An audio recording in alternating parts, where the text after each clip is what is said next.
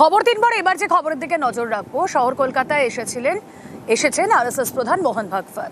তিনি কি বললেন? তিনি বললেন বিজেপি এবং আরএসএস কে গোলানো একেবারে ঠিক নয়।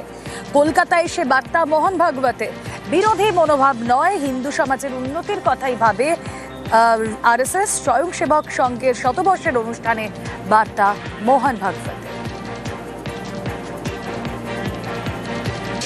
अब कोई भी कह सकता है कि संघ एक सर्विस ऑर्गेनाइजेशन है, तो गलती होगी।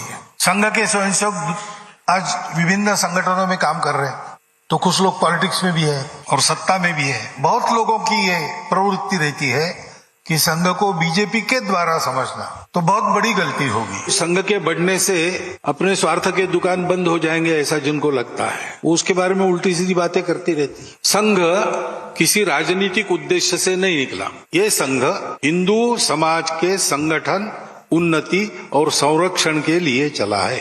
संघ कंपटीशन नहीं है, संघ अपोजिशन नहीं है। টার্গেট 2026, বঙ্গবাসীকে বার্তা দিলেন প্রধানমন্ত্রী নরেন্দ্র মোদী। উদাহরণ দিয়ে বোঝালেন দুই প্রতিবেশী রাজ্যের কথা, বিহার এবং ত্রিপুরা।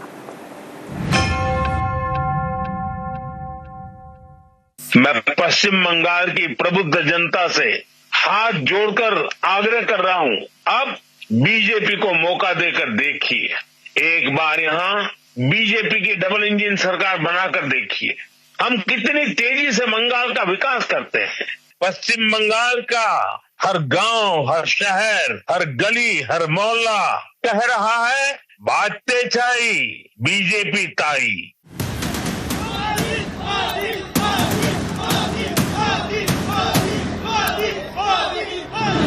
বছর কাটলেই পশ্চিমবঙ্গে বিধানসভা নির্বাচন, তার আগে বঙ্গ সফরে এসে ভোটের দামামা বাজিয়ে দিলেন প্রধানমন্ত্রী নরেন্দ্র মোদী। বুঝিয়ে দিলেন 26-এ তাঁর টার্গেট বাংলা।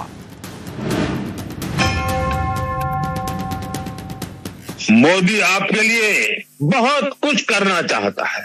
पश्चिम बंगाल के विकास के लिए मोदी पूरी ताकत से अपने आप को समर्पित करके काम करना चाहता है। पश्चिम बंगाल के विकास के लिए न पैसे की कमी है, न इरादों की और न ही योजनाओं की।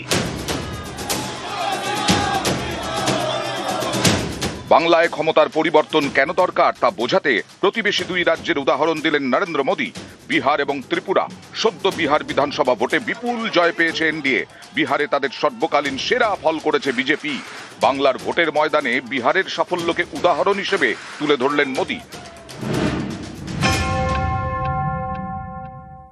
बिहार ने विकास के लिए फिर से एनडीए सरकार को प्रचंड जनादेश दिया है। बिहार में भाजपा एनडीए की प्रचंड विजय के बाद मैंने कहा था, गंगा जी बिहार से बहते हुए ही बंगाल तक पहुंचती है। तो बिहार ने बंगाल में भाजपा की विजय का रास्ता भी बना दिया है। अब पश्चिम बंगाल में जो महाजंगल राज चल रहा है, उससे हमें मुक्ति पानी है। हमारे बगल में त्रिपुरा देखिए, कम्युनिस्टों ने 30 साल तक त्रिपुरा को बर्बाद कर दिया था। त्रिपुरा की जनता ने हमें मौका दिया, हमने त्रिपुरा की जनता के सपनों के अनुरूप त्रिपुरा को आगे बढ़ाने का प्रयास किया।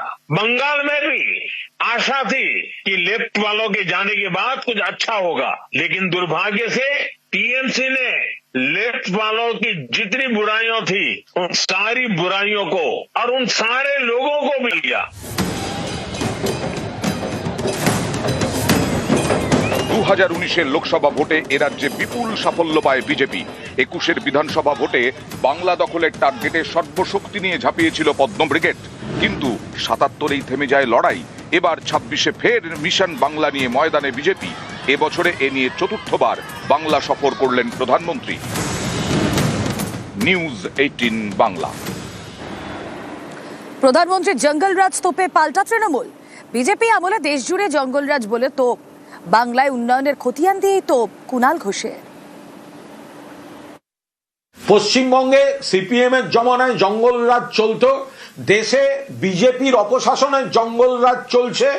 সেখানে পশ্চিমবঙ্গ হচ্ছে স্বর্গোদ্যান।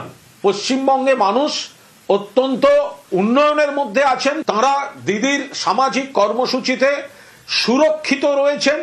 পশ্চিমবঙ্গকে জঙ্গলরাজ বলার আগে ত্রিপুরার দিকে তাকান, পশ্চিমবঙ্গকে জঙ্গলরাজ বলার আগে গুজরাটে পরের পর সেতু ভেঙে পড়ছে দেখুন, পশ্চিমবঙ্গকে জঙ্গলরাজ বলার আগে উত্তরপ্রদেশে কুম্ভ মেলায় পদপিষ্টের মৃত্যু মিছিল দেখুন। বাংলার দিকে আঙুল তোলার আগে মনে রাখুন যে আপনার সরকারের দফতরগুলি উন্নয়নের ক্ষেত্রে সার্টিফিকেট দিয়েছে পশ্চিমবঙ্গই সেরা বলে। বঙ্গ সফরে এসে প্রধানমন্ত্রী নরেন্দ্র মোদীর মুখে এসআইআর অনুপ্রবেশ ইস্যুতেও শান দিলেন তিনি। তার পাশাপাশি মতুয়াদের মন জয় করতে নাম নিলেন হরিচাঁদ গুরুচাঁদ ঠাকুরের।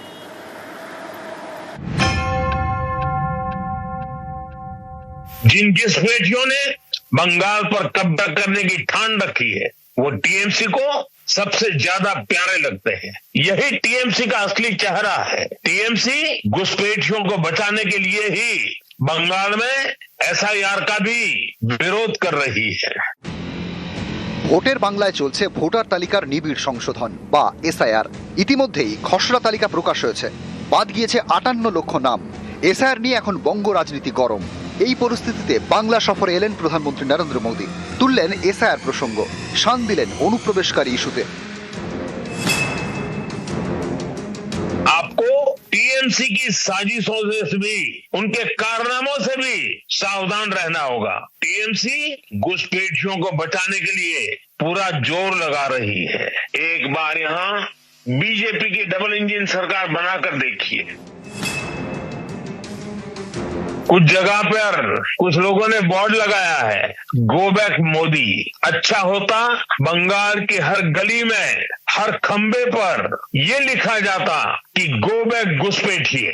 लेकिन दुर्भाग्य देखिए, गो बैक मोदी के लिए बंगाल की जनता के विरोधी नारे लगा रहे हैं, लेकिन गो बैक घुसपैठियों के लिए वे चुप हो जाते हैं। जिन घुसपैठियों ने बंगाल पर कब्जा करने की ठान रखी है वो टीएमसी को सबसे ज्यादा प्यारे लगते हैं। यही टीएमसी का असली चेहरा है। टीएमसी घुसपैठियों को बचाने के लिए ही बंगाल में एसआईआर का भी विरोध कर रही है।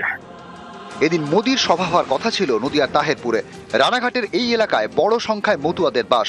এ রাজ্যে বিজেপির জনপ্রিয়তার অন্যতম ভিত্তি মতুয়ারা। এসআইআর ঘিরে আশঙ্কা তৈরি হয়েছে এই মতুয়াদের মধ্যে। তাদের কতজনের নাম শেষ পর্যন্ত ভোটার লিস্টে থাকবে তা নিয়ে উদ্বেগে রয়েছেন মতুয়ারা। এই পরিস্থিতিতেই বাংলায় প্রধানমন্ত্রী টেলিফোনে দেওয়া ভাষণে নাম নিলেন হরিচাঁদ গুরুচাঁদ ঠাকুরের। श्री हरिचांद ठाकुर ने हमें कर्म का मर्म दिखाया। श्री गुरुचांद ठाकुर ने कलम थमाई और बोरोमा ने अपना मातृत्व बरसाया। इन सभी महान संतानों को भी मैं नमन करता हूँ। नदिया के गांव गांव में गंगा के तट तट पर जब हरिनाम संकीर्तन की गूंज उठती थी तो वह केवल भक्ति नहीं होती, वह सामाजिक एकता का आह्वान होती थी। हरिनाम दिए जोगोद माताले अमार एकला निताई, यह भावना आज भी यहाँ की मिट्टी में, यहाँ के हवा पानी में और यहाँ के जनमन में जीवित है। पश्चिम बंगाल की यह धरती वंदे मातरम के अमर गान की भूमि है। इस धरती ने बंकिम बाबू जैसा महान ऋषि देश को दिया। ऋषि बंकिम बाबू ने गुलाम भारत में वंदे मातरम के जरिए नई चेतना पैदा की। वंदे मातरम 19वीं सदी में गुलामी से मुक्ति का मंत्र बना। 21वीं सदी में वंदे मातरम को हमें राष्ट्र निर्माण का मंत्र बनाना है। নিউজ 18 বাংলা। অনুপ্রবেশ রোখার দায়িত্ব কেন্দ্রের। রাজ্য পুলিশের কাজ অনুপ্রবেশ ঠেকানো নয়। অনুপ্রবেশ ইস্যুতে কেন্দ্রকে নিশানা কুণাল ঘোষের। নরেন্দ্র মোদীজি মুখ থেকে যতবার ঘুসপেটিয়া বলে বেরোবে, অনুপ্রবেশ বেরোবে, যান না এখানে আপনি বক্তৃতা না দিয়ে অমিত শাহের সঙ্গে কথা বলুন। অনুপ্রবেশ তো আটকাবার দায়িত্ব কেন্দ্রীয় স্বরাষ্ট্রমন্ত্রীর, বিএসএফ দিয়ে দেশের সীমান্তে। ওটা তো পশ্চিমবঙ্গের পুলিশ দেখে না। আর দুই, আপনাদের এসআইআর এত বড় লিস্ট বেরিয়ে গেল, খসড়া ভোটার তালিকা বেরোলো, কে কোন কারণে বাদ বেরিয়ে গেল, কোথাও তো লেখা নেই সেখানে রোহিঙ্গা আছে, কোথাও তো লেখা নেই অবৈধ অনুপ্রবেশকারী এই কারণে বাদ গিয়েছে। তো সুতরাং যে কথাগুলো আপনি বলছেন এটা হচ্ছে সেম সাইড গোল। ত্রিপুরায় কি করে রোহিঙ্গা ধরা পড়ে, কি করে বাংলাদেশি ধরা পড়ে? আপনার সরকারের দায়িত্ব দেশের সীমান্ত সুরক্ষিত রাখা, আপনার স্বরাষ্ট্র মন্ত্রক, আপনার স্বরাষ্ট্রমন্ত্রী, আপনার বিএসএফ, আপনার সেন্ট্রাল এজেন্সি, আপনি সেখানে ব্যর্থ। আপনি মুখে ফাটা রেকর্ডের মতো যতবার বলবেন ঘুষপেটিও, ততবার সেটা আত্মঘাতী গোল হিসেবে ট্রিটেড হবে।